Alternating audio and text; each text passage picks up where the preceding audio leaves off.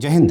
जैसा कि कल का अगर हम न्यूज़पेपर पढ़ते हैं तो हमें पता चलता है कि जो तमिलनाडु है वो एक तरह की चेतावनी दे रहा है कर्नाटका को कि वो जो टॉप कोर्ट है यानी कि जो उच्चतम न्यायालय है वहाँ जाएगा। अब देखते हैं ये पूरा मुद्दा क्या है।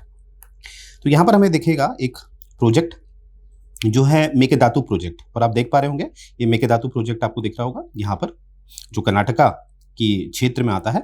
और हमें दिख रहा है एक नदी है, ये जो ब्लू से दिखाई गई है नदी है, ये नदी आपकी कावेरी है या कौवेरी है, एक ही बात है।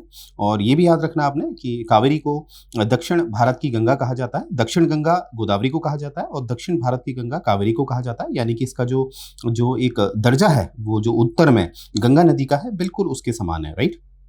तो आइए इस प्रोजेक्ट के बारे में देखते हैं कि 9,000 करोड़ का एक प्रोजेक्ट है जिसका जो मेन मकसद है वो है कि ये जो बेंगलुरु में जो पानी की समस्या है, पीने के पानी की समस्या है, उसके लिए उपलब्ध कराएगा। ये पानी, पर्याप्त पानी को उपलब्ध कराएगा। और इसमें कहीं ना कहीं ये भी इस प्रोजेक्ट के तहत ये कहा गया है कि लगभग 400 मेगावाट का जो पावर है, जो ऊर्जा है, उसको इसमें से उत्पन्न किया जाएगा, राइट। क्योंकि एक डैम बनाने की बात की गई है और डैम का इस्तेमाल ये इस रूप में भी करेंगे, ठीक है। तो आगे देखते हैं ये जो मेकेदातु प्रोजेक्ट है, इसकी जो शुरुआत की गई है ये 2017 में कर्नाटका सरकार ने की थी। अब यहाँ पर हम देखेंगे कि जो कर्नाटका सरकार ने इसकी जो शुरुआत 2017 में की थी, उससे मेरा कहने का तात्पर्य है कि कर्नाटका की राज्य सरकार ने अपनी सहमति इसमें दे दी थी। और आप जानते ही हैं इस तरह के जो प्रोजेक्ट होते हैं उसमें केंद्र सरकार की भी सहमति चाहिए। तो जो पहले का जो मिनिस्ट्री ऑफ वाटर रिसोर्स हुआ करता था, क्योंकि आज हम जानते हैं कि 2019 से जो मिनिस्ट्री ऑफ वाटर रिसोर्स है और जो मिनिस्ट्री ऑफ ड्रिंकिंग वाटर और सैनिटेशन था वो एक हो गया है, जो कहलाता है मिनिस्ट्री ऑफ जल शक्ति। तो 2019 से हमें पता है कि मिनिस्ट्री ऑफ जल शक्ति, परंतु हम 2017 की बात कर रहे हैं तो वहां पर हम बात करेंगे मिनिस्ट्री ऑफ वाटर रिसोर्स।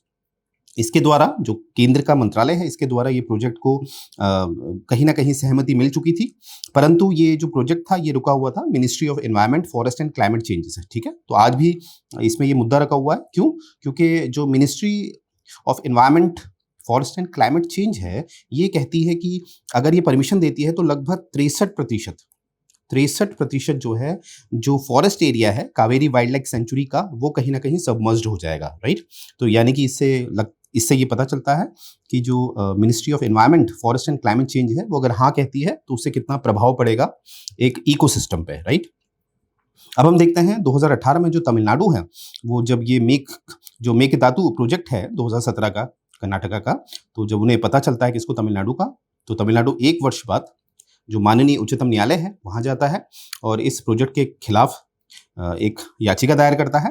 और कहीं ना कहीं जो कर्नाटका है, उस समय कर्नाटका कहता है कि वो अगर ये प्रोजेक्ट बना रहा है तो उसमें वो किसी भी हालत में जो पानी का बहाव है, जो कावेरी नदी का बहाव है जो तमिलनाडु की तरफ जा रहा है और जितनी मात्रा में जा रहा है, उसको किसी भी तरह से प्रभावित नहीं किया जाएगा। और 2020 में क्या होता है, यहाँ पर जो एक कावेरी वाटर मैनेजमेंट अथॉरिटी है, ये अथॉरिटी जो है इसके बारे में अभी हम देखने वाले हैं। ये जो कावेरी वाटर मैनेजमेंट अथॉरिटी है, ये अपनी मीटिंग में 2020 में मीटिंग करती है और कहती है कि कहीं ना कहीं ये मुद्दा सुलझाया जाए, ठीक है। यानी कि कहीं ना कहीं कन्विंस करने की कोशिश करती है तमिलनाडु को, परंतु तमिलनाडु यहाँ पर भी कहीं ना कहीं जो अपना वो लोग विरोध उन्होंने जो जताया था उसको यहाँ पर भी दोहराया। और आगे देखते हैं कि एक तमिलनाडु द्वारा विरोध के कारण क्या है, ये हम समझते हैं। देखिए, तमिलनाडु ने इस प्रोजेक्ट को इसलिए अप्रूव नहीं किया, यानी कि विरोध किया इसका, क्योंकि इसमें जो तमिलनाडु का कहना है कि अगर माननीय उच्चतम न्यायालय इसको अप्रूव कर देती है तभी हम इसको मानेंगे, नहीं तो नहीं मानेंगे, राइट। और यहाँ पर ये भी बात उठाई गई है तमिलनाडु द्वारा कि कर्नाटका के पास कहीं पर भी ऐसे अधिकार नहीं है कि वो एक रिजर्वोयर, यानी कि एक तरह का ऐसा कुछ डैम टाइप का बना पाए कि जो पानी है, जो एक अंतर्राज्यीय पानी है जो कर्नाटका और तमिलनाडु के मध्य बहता है, ठीक है, यानी कि कावेरी नदी के माध्यम से, उसको किसी भी तरह से स्टोर नहीं किया जा सकता, राइट।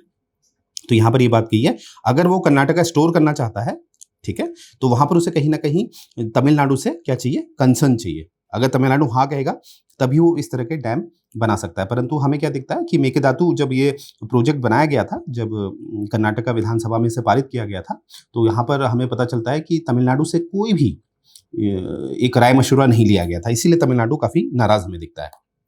आगे देखते हैं कि कहीं ना कहीं जो ये जो प्रोजेक्ट को बताया जा रहा है, जो आपका मेकेदातु प्रोजेक्ट है, इसको कहा जा रहा है तमिलनाडु द्वारा कि ये जो फाइनल ऑर्डर दिया था किसने, कावेरी वाटर डिस्प्यूट ट्रिब्यूनल जो है, इसके द्वारा जो एक ऑर्डर दिया गया था उसका भी ये उल्लंघन करता है ये प्रोजेक्ट, क्योंकि इसमें ये बात उठाई थी इस ट्रिब्यूनल ने कि जब तक आप जो ऐसा राज्य है जो प्रभावित होता है उससे जब तक आप एक उसका अप्रूवल नहीं लेते हो तब तक आप नया प्रोजेक्ट नहीं बना सकते, ठीक है। तो कर्नाटका ने जब ये बनाया था तो नीचे कावेरी से कोई भी, माफ कीजिएगा, तमिलनाडु से कोई भी अप्रूवल नहीं लिया आया था, ठीक है। तो ये बात याद रखिएगा।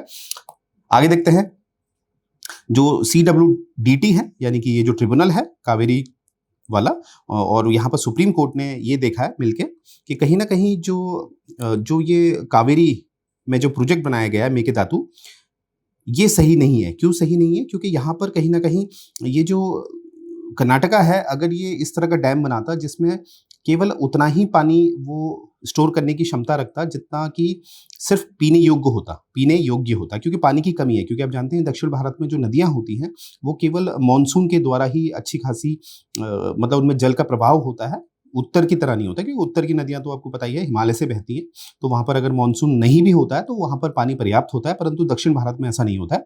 तो यहाँ पर यहाँ पर एक वर्डिक्ट दिया गया था CWDT और SC द्वारा, वो ये था कि जो पानी है वो इतना ज़्यादा नहीं है कि उसमें रिजर्वॉयर बनाया जाए या उसमें से हाइड्रो पावर प्रोजेक्ट बनाया जाए। देखिए ऐसा होता है, हाइड्रो पावर प्रोजेक्ट तो आप तब बनाओगे ना जब पीने का पानी पर्याप्त है, क्योंकि पहले तो तवज्जो जिंदगी को दिया जाएगा ना। पीने का पानी पर्याप्त नहीं है और वहाँ की राज्य सरकार अगर ऐसा पावर प्रोजेक्ट बना रही है तो वहाँ के आदमी को क्या फायदा? पहले बिजली चाहिए या पानी चाहिए? पीने के लिए पहले तो पानी चाहिए ना। तो यही बात है। तो इसीलिए इस आधार पे जो सुप्रीम कोर्ट है और जो CWDT है उसने ये प्रोजेक्ट जो था मेकेदातु उसको कहीं ना कहीं खारिज कर दिया था। आगे देखते हैं।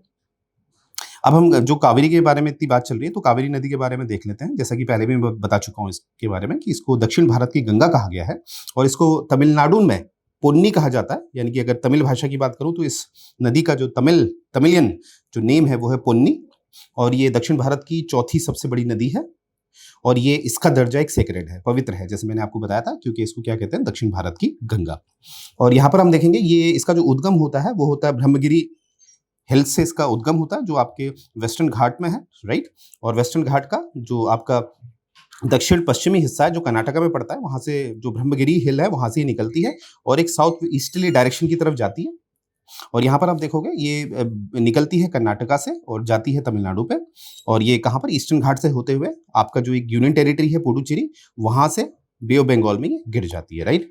आगे देखते हैं इसकी कुछ जो एक सहायक नदियां हैं जिसे हम ट्रिब्यूटरीज कहते हैं, वो है अर्कावती, हेमवती, लक्ष्मण, तीर्थ, शिमशा, काबिनी, हरांगी, ठीक है। और यहाँ पर हम देखेंगे इसका एक ऐतिहासिक पृष्ठभूमि अगर इसकी देखें हम, हिस्टोरिकल बैकग्राउंड, तो ये जो रिवर है ये कर्नाटका से ओरिजिनेट होती है, जैसा कि मैंने अभी बताया आपको, और ये तमिलनाडु से बहते हुए निकलती है, ठीक है। और इसकी बहुत सारी जो मेजर ट्रिब्यूटरीज हैं, जो सहायक नदी है, वो केरला से निकलती है और अंत में जब ये बंगाल की खाड़ी से मिलती है तो पुडुचेरी से होते हुए निकलती है, ठीक है। तो उस आधार पे ये जो, माफ कीजिएगा, जो इस आधार पे हम ये कह सकते हैं कि ये जो नदी है कावेरी, ये 3 राज्यों से निकलती है। क्यों? क्योंकि एक इसका उद्गम है कर्नाटका, ठीक है, और तमिलनाडु में ही निकलती है, परंतु इसकी बहुत सारी जो सहायक नदियां जो हैं वो निकलती हैं केरला से, इसलिए केरला भी इसका भाग है। और जो ये जब बंगाल की खाड़ी में गिरती है तो केंद्र शासित प्रदेश कौन सा, पुडुचेरी से ही निकलती है, ठीक है। तो इसीलिए इसको हम कहते हैं ये 3 राज्य और एक केंद्र शासित प्रदेश से होते हुए निकलती है। और इसकी अगर हम जेनेसिस की बात करें, उत्पत्ति की बात करें, ये जो ये एग्रीमेंट है, जो ये डिस्प्यूट आपको दिखता है बिटवीन कर्नाटका एंड तमिलनाडु, तो ये लगभग 150 साल पुराना है, राइट। क्योंकि यहाँ पर 2 हमें एग्रीमेंट दिखते हैं जो 1892 में हुए थे और 1924 में हुए थे। किस किस के मध्य? उस समय हम तमिलनाडु और कर्नाटका तो कह नहीं सकते क्योंकि उस समय प्रांत हुआ करते थे, राजा रजवाड़े वाले। तो उस समय ये जो एग्रीमेंट आपको दिख रहा है वो था किस किस के मध्य, मद्रास प्रेसिडेंसी और मैसूर के बीच, ठीक है। मैसूर से आप समझ गए होंगे, आप अच्छी तरह जानते हैं, जहां टीपू सुल्तान, हैदर अली जैसी बात होती है, राइट। तो उनके बीच ये एग्रीमेंट था और यहाँ पर क्या था कि ये तय किया गया था कि जो लोअर रिपेरियन है, रिपेरियन मतलब होता है तटीय क्षेत्र, ठीक है। जैसे ये जो भारत होता है इसका नीचे का तटीय क्षेत्र कहलाता है। तो ये यहाँ पर आप देखेंगे ये है, अगर मानते हैं, मैसूर, और ये है मद्रास, ठीक है। और आज के हिसाब से ये कर्नाटका और ये तमिलनाडु। तो ये हो गया अपर रिपेरियन। अगर मैं कर्नाटका की तुलना तमिलनाडु से करता हूं तब मैं कहूंगा कि जो कर्नाटका है वो अपर रिपेरियन है और जो तमिलनाडु है वो लोअर रिपेरियन है। तो इसमें कहा गया है जो लोअर रिपेरियन है, रिपेरियन मतलब तटीय क्षेत्र, वो कहीं न कहीं जब अपर रिपेरियन यानी कि कर्नाटका अगर कुछ भी ऐसा प्रोजेक्ट बनाता है तो उसे एक एक सहमति लेनी होगी किसकी? जो लोअर रिपेरियन है यानी कि तमिलनाडु, राइट? ये बात आपने याद रखनी है। परंतु ये जो एग्रीमेंट है ये कब बन चुका था? 1892 और 1924 के आसपास, ठीक है? 150 साल पुराना ये एग्रीमेंट है। आगे देखते हैं। अगर मैं बात करूँ नव गतिविधि की, रिसेंट डेवलपमेंट की, राइट?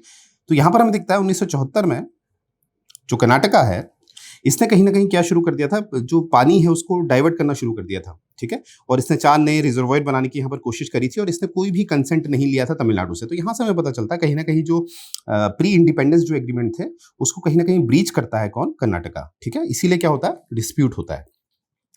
आगे देखते हैं। तो इसीलिए ये जो डिस्प्यूट है जो इतना पुराना चलता हुआ आ रहा है और उसके संबंधित एक ट्रिब्यूनल स्थापित किया गया था 1990 में, जिसे हम CWDT ट्रिब्यूनल कहते हैं, कावेरी वेलफेयर डी से देख लेंगे क्या है, अभी उतना याद नहीं आ रहा, तो CWDT याद रखिएगा। CWDT जो है वो ट्रिब्यूनल स्थापित किया जाता है 1990 में और कहीं न कहीं ये क्या है, ये 17 साल लगाता है ये डिसीजन देने में, यानी कि 2007 में एक डिसीजन आता है कि जो कावेरी का जो नदी जो कावेरी नदी है उसका जो डिस्ट्रीब्यूशन होगा, ठीक है? वो किस तरह से होगा, उसका क्या अनुपात होगा, वो यहाँ पर बताया गया है, किस रेशियो में होगा, राइट? तो ये डिसाइड किया गया था किसके द्वारा? CWDT के द्वारा। और ये बात आपने याद रखनी है कि जो CWDT है वो कब स्थापित हुआ था? 1990 में। और यहाँ पर हम देखेंगे 2018 में एक फाइनल वर्डिक्ट आता है सुप्रीम कोर्ट के द्वारा कि वो कहता है कि जो कावेरी है वो एक नेशनल असेट है और ये कहीं न कहीं जो CWD ने जो एक जो 1990 में जो बनाई गई थी, उसने कुछ एक रूल्स दिए थे कि कितना वाटर तमिलनाडु इस्तेमाल करेगा, कितना वाटर कर्नाटका यूज़ करेगा। तो उसको कहीं न कहीं जो सुप्रीम कोर्ट है उसने CWD की ये बात को अपहेल्ड किया था। अपहेल्ड मतलब कहीं न कहीं माना था, ठीक है?